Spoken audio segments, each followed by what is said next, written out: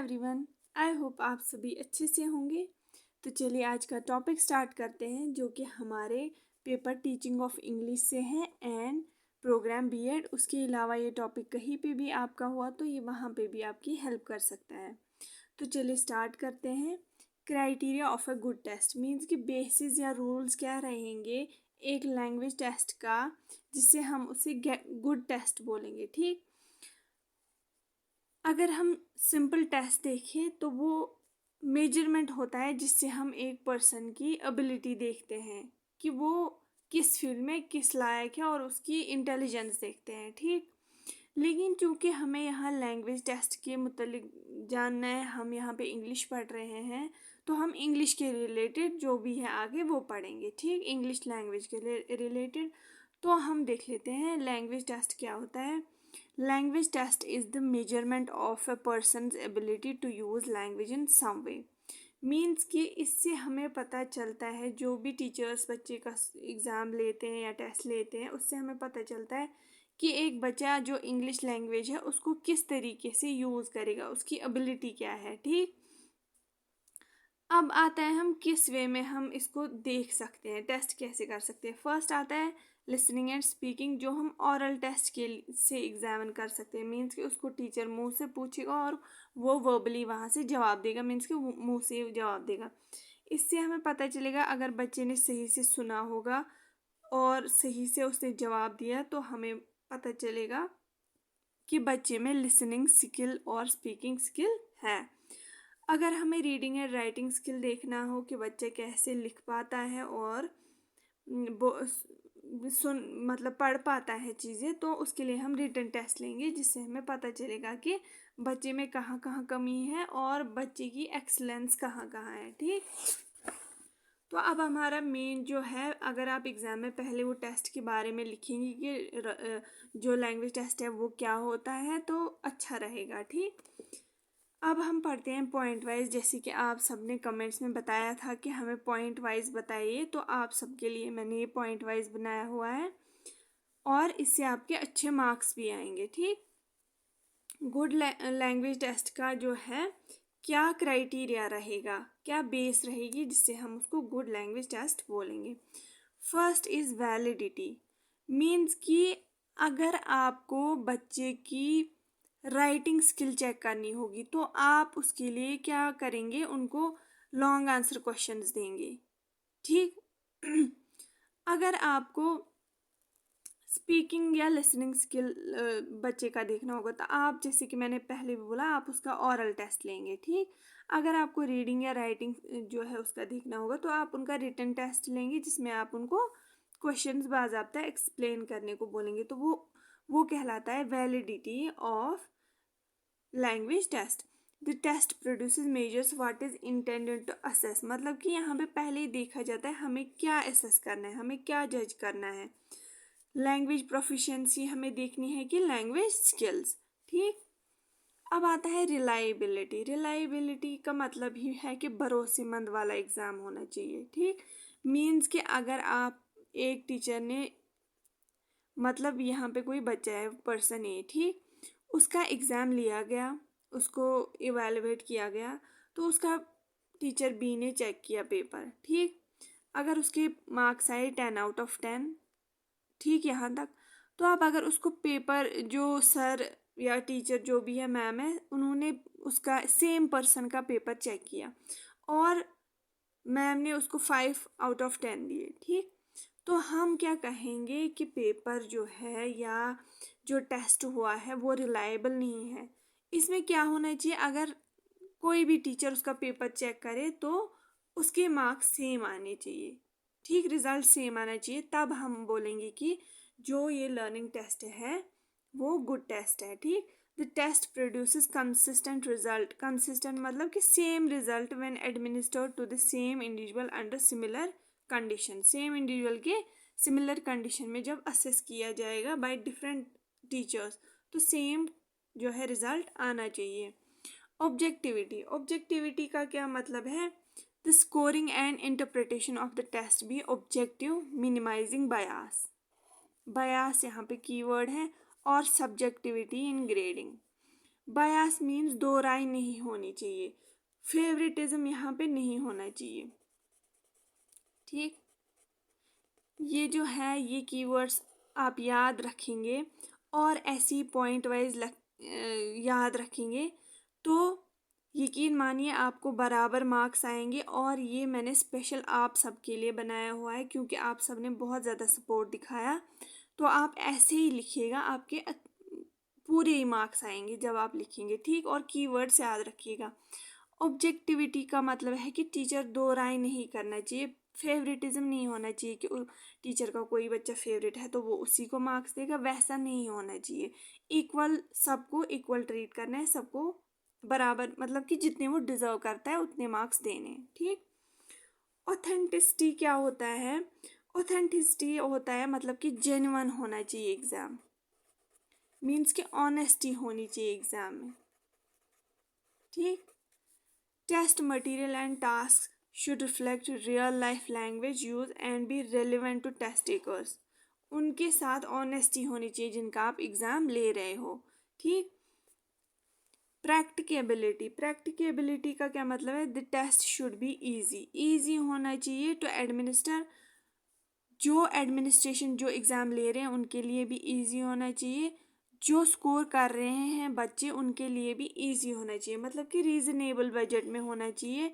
Schools जो है papers उतने रखने हैं जितने स्कूल उसके लिए फंड कर सके। ठीक, और क्वेश्चंस इजी होने चाहिए बच्चों के लिए, मतलब प्रैक्टिकेबिलिटी होनी चाहिए। ये नहीं होना चाहिए कि बहुत ज़्यादा टफ दिया या बहुत ज़्यादा इजी दिया या पेपर्स इतने ज़्यादा रखे कि बच्चा थक ही जाए लिख लिख के, ऐसा नहीं होना चाहिए। जो प्रैक्टिकल लेबिट, मतलब कि जो प्रैक्टिकल या रियल कंडीशंस में हो सकता है वैसा पेपर होना चाहिए या वैसा टेस्ट होना चाहिए।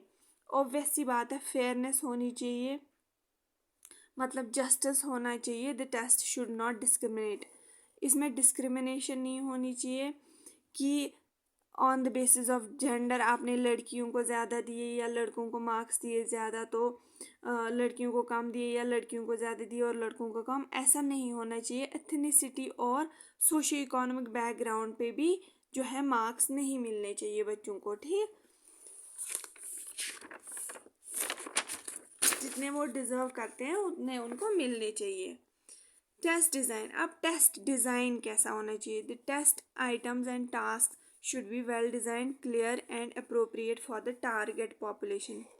मतलब कि जैसे एग्ज़ाम में आपके पहले 2 मार्क क्वेश्चन आते हैं, उसके नीचे आते हैं 2-4, फिर आते हैं 8 मार्क्स, उसके नीचे 2-4 दिए हुए थे तो होते हैं, तो प्रॉपर डिज़ाइन होना चाहिए पेपर का। ठीक, ये नहीं कि ऊपर 2 मार्क्स के क्वेश्चन 1-2 रखे, फिर 8 मार्क के एक दो, फिर से 2 मार्क के क्वेश्चन 1-2, ऐसा नहीं होना चाहिए ताकि जिससे बच्चों को कन्फ्यूजन ना हो। ठीक, टेस्ट कंटेंट मीन्स टेस्ट का मटेरियल क्या होना चाहिए, क्या क्या लिखा होना चाहिए।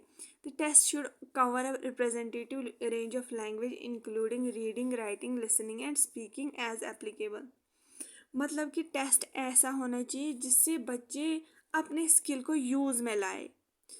रीडिंग राइटिंग के लिए वो लिखने चाहिए प्रॉपर, ऐसा नहीं होना चाहिए पेपर में लिसनिंग वाला कोई क्वेश्चन है, मतलब कि स्पीकिंग वाला जिसमें वो बोल पाए ज़्यादा और लिख ना पाए, वैसा नहीं होना चाहिए। ठीक, test length, the test should be an appropriate length, neither too short to provide reliable assessment nor too long. ना ज़्यादा शॉर्ट होना चाहिए टाइम ड्यूरेशन, ना ज़्यादा उसमें लेंथ होनी चाहिए, तो जिसकी वजह से टीचर या स्टूडेंट को भी बर्डन ना लगे एग्ज़ाम देना। ठीक, adequate scoring system, the test should have a clear and effective scoring system and scoring criteria should be well defined. जो मैंने बोला कि प्रॉपर स्कोरिंग होने चाहिए, अगर 2 मार्क का क्वेश्चन है उसमें कितने वर्ड्स लिखने हैं, जो 8 मार्क्स का उसमें कितने वर्ड्स लिखने हैं, तो प्रॉपर उसके लिए स्कोरिंग होनी चाहिए। 500 मार्क्स कितने मार्क्स, 500 वर्ड्स कितने मार्क्स डिजर्व करते हैं देना एक स्टूडेंट को, तो उसके वैसे होने चाहिए प्रॉपर स्कोरिंग। ठीक, फीडबैक एंड इंटरप्रिटेशन, बच्चे को प्रॉपर फीडबैक मिलना चाहिए उसके एग्ज़ाम के मुताबिक। उसने अच्छा किया है तो उसको एनकरेजमेंट मिलनी चाहिए, अगर उसने कम किया है तो उसको एनकरेजमेंट फिर भी मिलनी चाहिए कि आप ऐसा, मतलब उसको रीइंफोर्समेंट एक टीचर देना चाहिए, उसको इम्प्रूवमेंट के लिए बताना चाहिए टीचर को कि कहाँ कहाँ पे आपकी गलती है। ठीक, test taker should receive feedback, interpretation of the result help the understand their language ability. Language ability उनकी क्या है, किस स्किल में उनको इम्प्रूव करने की ज़रूरत है, चाहे फिर भी वो रीडिंग में हो, राइटिंग में हो, स्पीकिंग में हो या लिसनिंग में हो। ठीक, उनको प्रॉपर एग्ज़ाम के बाद फीडबैक मिलना चाहिए। प्रॉपर सिक्योरिटी होनी चाहिए, मतलब कि चीटिंग वगैरह नहीं होनी चाहिए या बच्चे आपस में आंसर वगैरह नहीं बोलने चाहिए, जिससे कि एक ऑथेंटिसिटी रहेगी वहाँ पे। ठीक, और जो बच्चा डिज़र्व करता है वैसे उसको मार्क्स मिलने चाहिए। और अगर बच्चे ने इस एग्ज़ाम में कम जो है स्कोर किए मार्क्स, तो उसको इम्प्रूवमेंट के लिए बताया जाएगा, जो कि उसके फ्यूचर के लिए अच्छा होगा। इथिकल कंसिडरेशन, मतलब कभी कभी एग्ज़ाम में अनइथिकल जो है टास्क हो जाते हैं टीचर्स की वजह से या स्टूडेंट्स की वजह से। मतलब टीचर्स कभी कभी क्या करते हैं, एग्ज़ाम में बच्चों को बोल देते हैं आंसर, या कभी कभी क्वेश्चंस जो हैं आंसर क्वेश्चन पेपर्स वो लीक हो जाते हैं, बच्चों तक पहुंच जाते हैं, तो वैसा नहीं होना चाहिए। ठीक, the test should be adhere to ethical guidelines regarding privacy and consent, specially in the case of language proficiency. Language proficiency test जो लिया जाता है उसमें जो है प्रिवेसी होनी चाहिए, ताकि बच्चे जो है वो कल को जाके जो है ह्यूमन रिसोर्स बने फॉर द सोसाइटी। तो ये थे criteria for good language test, जिसमें आप थोड़ी बहुत पहले लिखेंगे कि लैंग्वेज टेस्ट क्या होता है, फिर आप ये 14 पॉइंट्स अगर बराबर लिखेंगे और इनके कीवर्ड्स याद रखेंगे, फिर आपको खुद ही याद आएगा, तो आपके अच्छे मार्क्स आएंगे। और नोट्स बनाइएगा, शॉर्ट नोट्स। आप अगर हेडिंग ही खाली लिखेंगे, नोट्स नहीं बना सकते, तो स्क्रीनशॉट ले सकते हैं आप। ठीक, ये मैंने आपके लिए, आप सबके लिए वीडियो बनाया क्योंकि आप सब ने बहुत ज़्यादा सपोर्ट दिखाया। और मैं कहना चाहती हूँ कि आप सारे कमेंट्स में लिख रहे थे कि टीचर जो टीचिंग ऑफ इंग्लिश है उसके जो टॉपिक्स है वो नहीं आपने अपलोड किए।